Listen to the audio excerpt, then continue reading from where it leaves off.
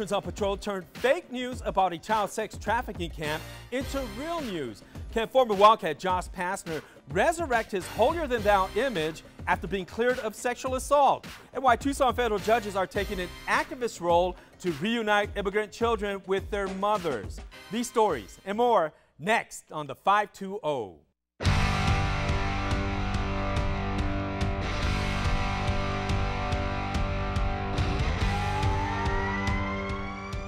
Welcome to the 520. I'm Steve Nunez. And I'm Arty the Fourth. Thanks for joining us. Now, normally we lead with sports, but we have to get something off our chest that has us ticked off. Wait, did some people really believe a Mexican cartel was running a child sex trafficking camp in the Santa Cruz River? Take a look at this video posted by the group Veterans on Patrol. This is specifically related to child sex trafficking. But this is a rape tree, and they don't want to talk about these things. People say they don't exist. This is where little children are fastened to these trees and these restraints. Now, this video has struck a big-time negative chord with everyone across this city, across this country, but especially moms and dads. And the Tucson Police Department debunked this entire story in less than 10 hours. So any negative repercussions that Veterans on Patrol receive from this, it's completely on them. It's completely on them that we view them as extremists.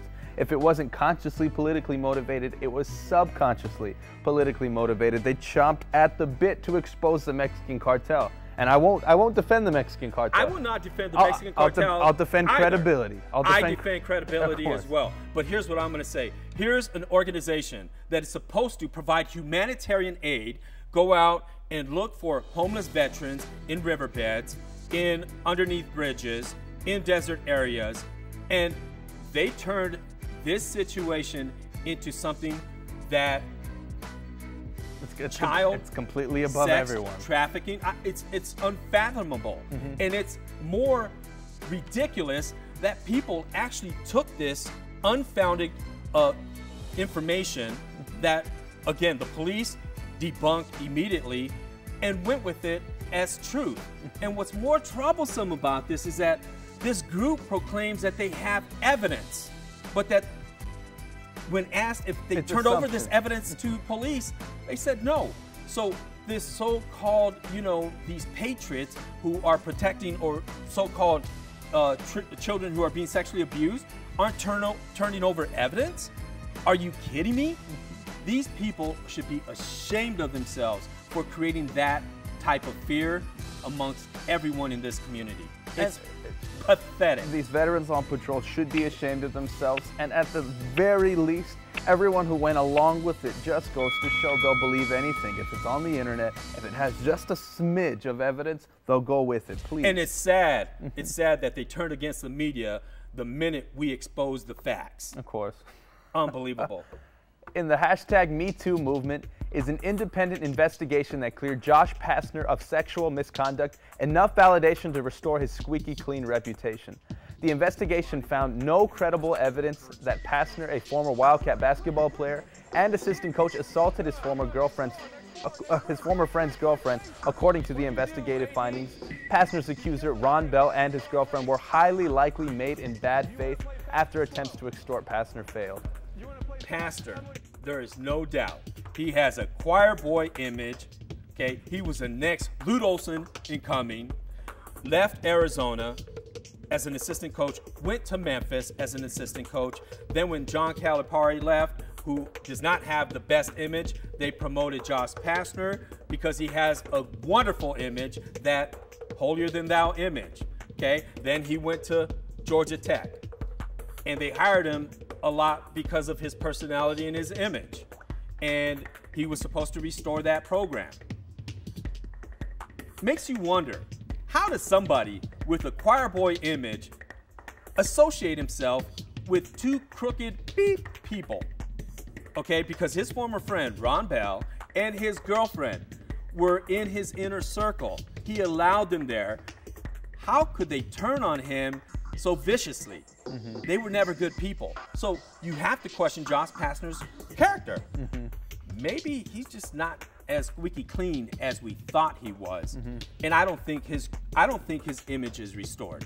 I think it's tarnished just because of all the drama that is coming out of this case. And the hashtag #MeToo movement, which of course both of us can agree we support fully, it's such a slippery slope because you take a guy like Rich Rodriguez initially, and everyone smacked at the opportunity to agree that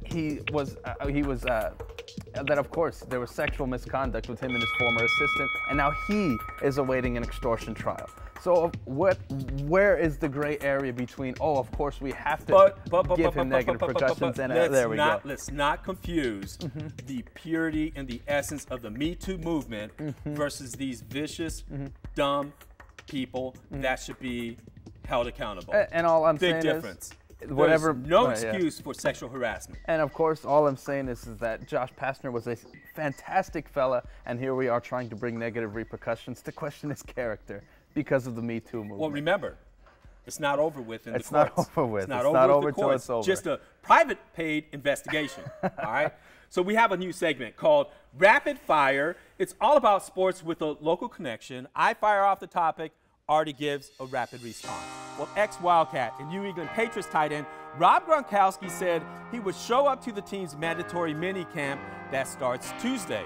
And as we know, recently he was conflicted about retiring. I don't even know why this was the story. That retirement was a cry for help. They have to take better care of him in New England, and I guarantee you that they will. They're not going to let him go. Look, he's a 5-time Pro Bowler.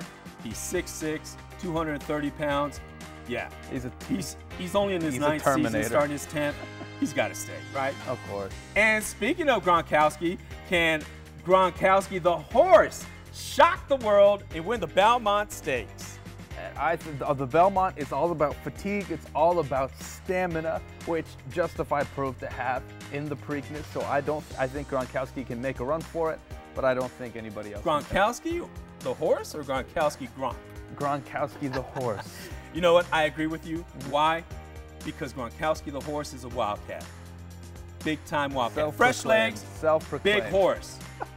It's going to do it.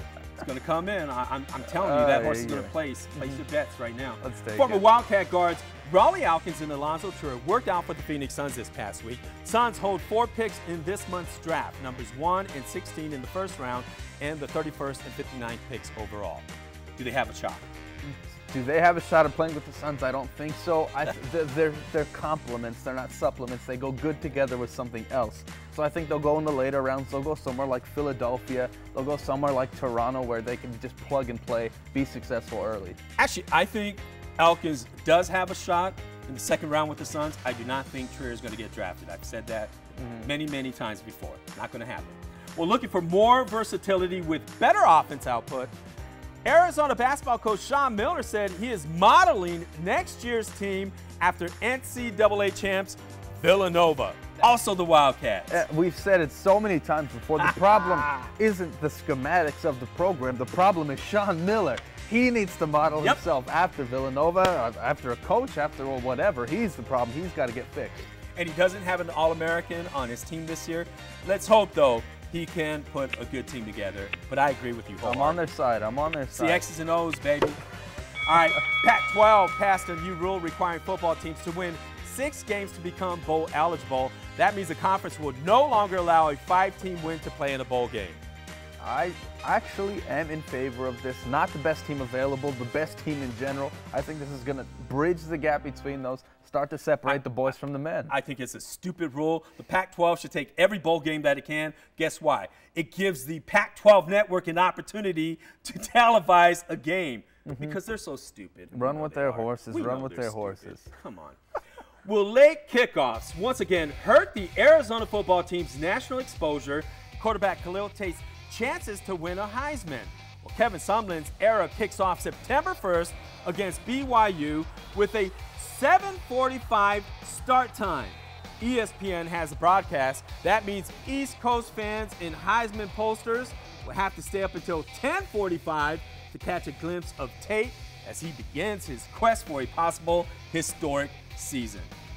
Just cannot say enough about the Pac-12. Just when you want to give them credit, what do? Pull the rug right from underneath your feet and ruin it all. To me, it looks like the Pac-12 doesn't trust their fan base.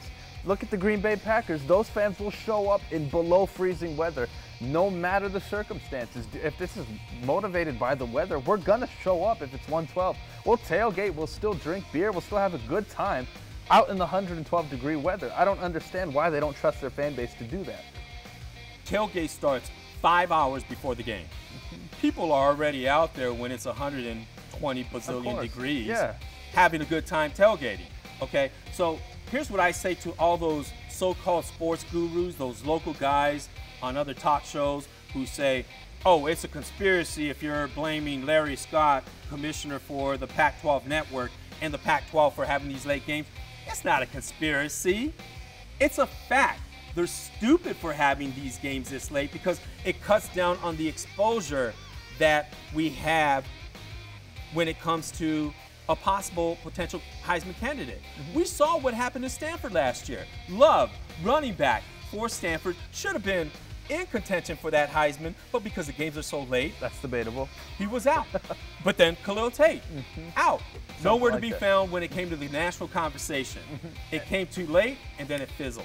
And the only other motive I could search for is that they have the Sunday night game, the Monday night game sort of schematic to it, where they're the only game on, so the entire country has to watch it. But that's the thing about it, is that everybody on the East Coast, the journalists, the critics, the Heisman voters, have no idea who these schools are to begin with. Look, 5 games, BYU, 7:45, Houston, 9 a.m., Southern Houston, 8 p.m., Utah, 7 p.m., Colorado, 7:30 p.m. Those games are all televised. The only saving grace, and I hate to say this, is 3 of those games are going to be televised on ESPN. The only reason why that's a saving grace is because ESPN will show Arizona highlights because they're televising the game. Therefore, people will get to see Khalil Tate in action. Agreed. Could we see the second horse trained by Nogales native and ex-Wildcat Bob Baffert win the Triple Crown in the last 40 years? History is on the line for Baffert in the Belmont. If Justify wins the Belmont, he will become the 13th Triple Crown champion and the first since American Pharoah in 2015, also trained by Bob Baffert. And look at Justify coming down the stretch. Coming in to the Belmont, 45 odds to win. He could be the 13th Triple Crown winner. And guess what? I am not betting against U of A alum, Nogales native, Bob Baffert. That guy, again, we should have a statue and streets named after him, not only in Tucson, but in Nogales and on U of A campus. Love Baffert, man. And just like I said about Gronkowski and rapid fire, the Belmont is all about fatigue. It's all about a perfect start. It's all about stamina. Justify showed that he's capable of all 3 of those things in the Preakness, and at the very least, the city of Tucson doesn't have anything that belongs to us. Let us have this at the very least. Let this belong to us. Justify is coming into this race fresh. Right now, he's 5-0. He did not race as a 2-year-old and broke the 1982 curse called the Apollo curse that Sports Illustrated said was the oldest curse in sports history, okay?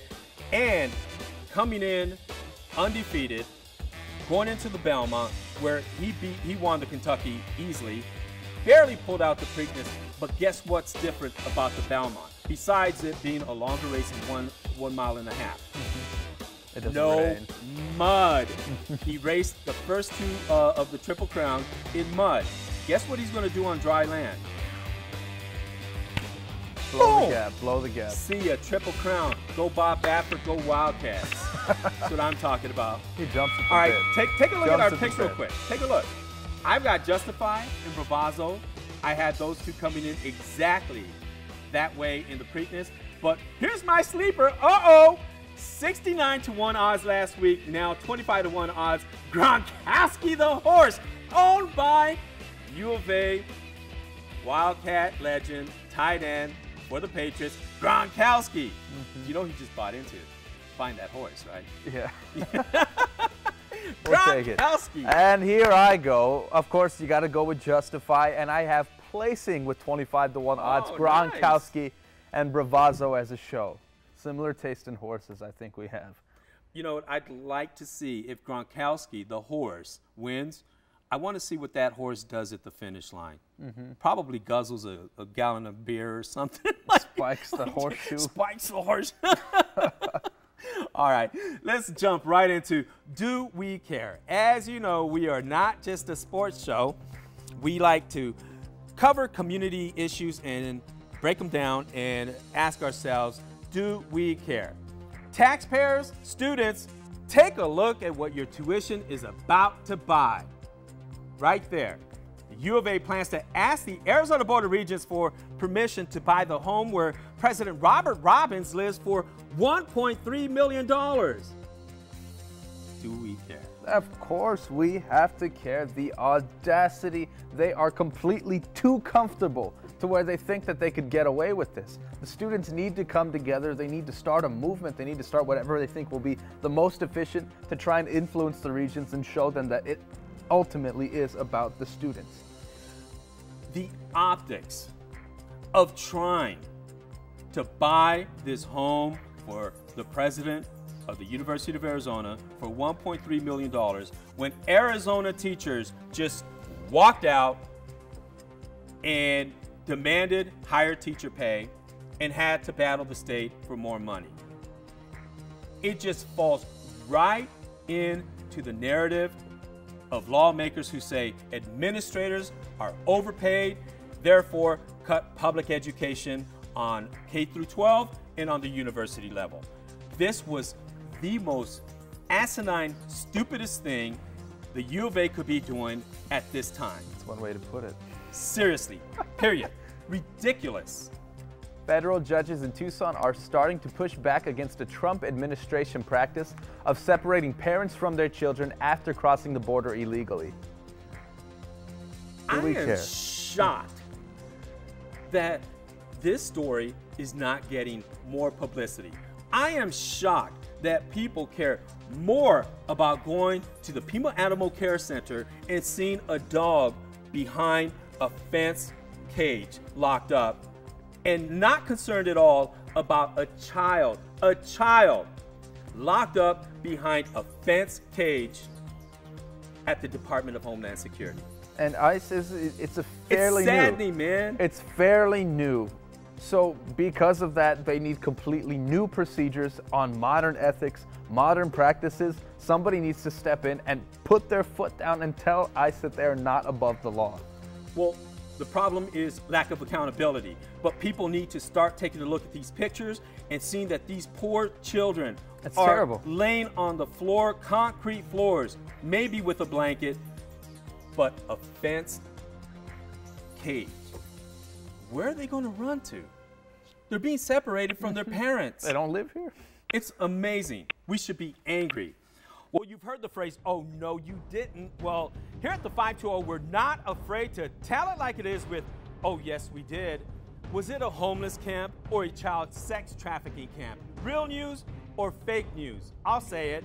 We all got duped with a dose of fake news, but we had no choice but to investigate claims that an abandoned homeless camp was being used as a child trafficking camp. Of course, the media, law enforcement, and all residents with the Post are going to react. The Post, which I'll call a bag of propaganda BS, went viral and got more than 600,000 views within days. But let's make no mistake about it. The group Veterans on Patrol should be condemned in the eyes of the public. Their work is disgraceful. Regardless of their motivation, it was not about protecting children from sex predators. Their purpose was purely political and purely pathetic.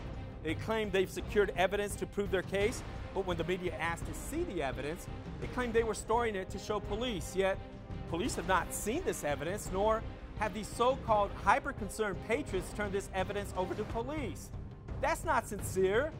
That's not a concerned citizen. That's sinister.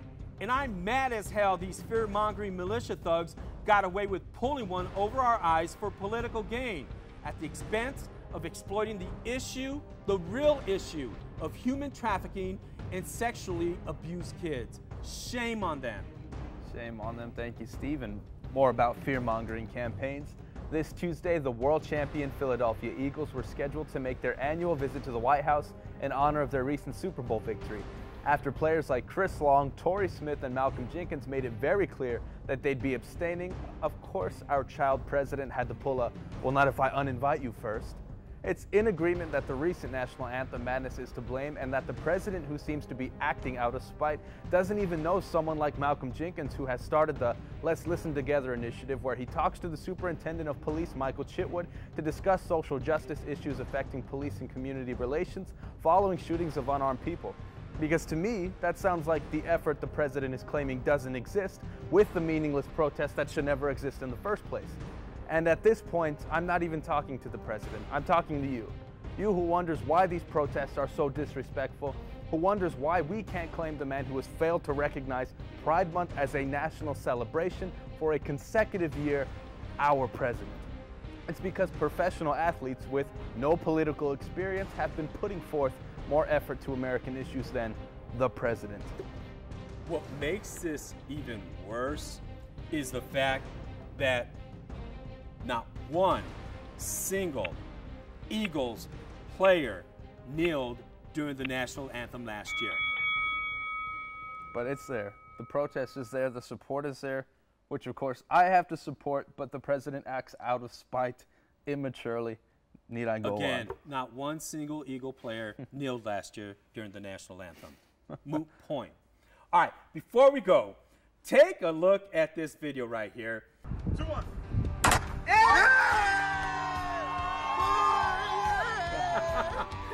All right, it's a boy. A former Wildcat basketball player, Rondé Hollis Jefferson. He's about to become a father. Him and his girlfriend posted this gender reveal video on social media. Hollis Jefferson with the Nets right now, averaging about 10 points per game and 6 rebounds, having a great second year. Maybe the Wildcats will have something cleaned up by the time that kid's of age. Right? Of what? Future Wildcat. Something like that. All right, well, that does it for the 520. Our goal is to tell it like it is, because it's all about giving voice to opinions, even if you don't agree. Be sure to follow the 520 on Facebook and on Twitter at the 520 Tucson. And if you have a topic you want us to cover, send us an email at the520@KVOA.com. I'm Steve Nunez. I'm Arty IV. Thanks for joining us. Go Wildcats.